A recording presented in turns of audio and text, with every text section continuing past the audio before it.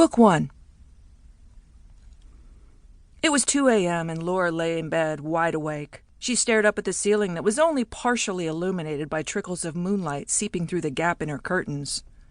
Sighing with frustration, she adjusted her body once again, this time spreading her legs starfish style, trying unsuccessfully to get comfortable. This was the third night in a row that Laura Callahan had seen in the early hours of the morning.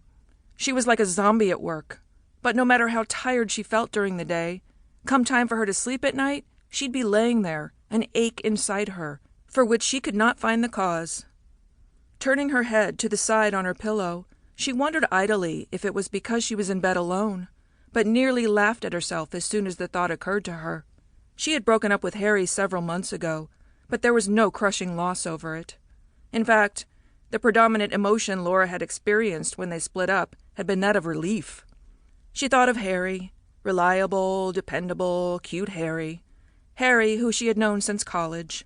Harry, the only guy Laura had ever been with. They'd been a happy couple together for over a decade. They'd known each other inside out.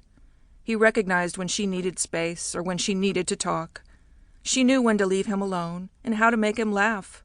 They had been perfect together, on paper. In reality, both Laura and Harry had grown a little bored with the relationship.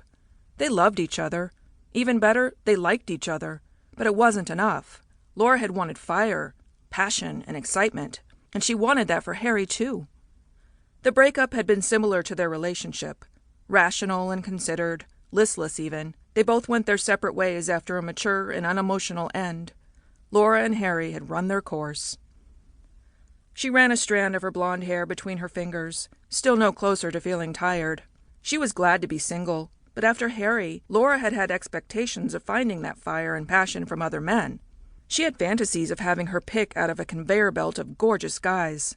But so far, single life had consisted of Laura and her two best friends hanging out pretty much consistently, with not so much as a sniff of the wild adventure she'd been hoping for.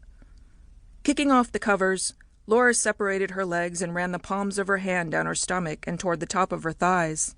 Maybe I just need to get my rocks off, she thought, tracing lines across her skin with the tips of her fingers.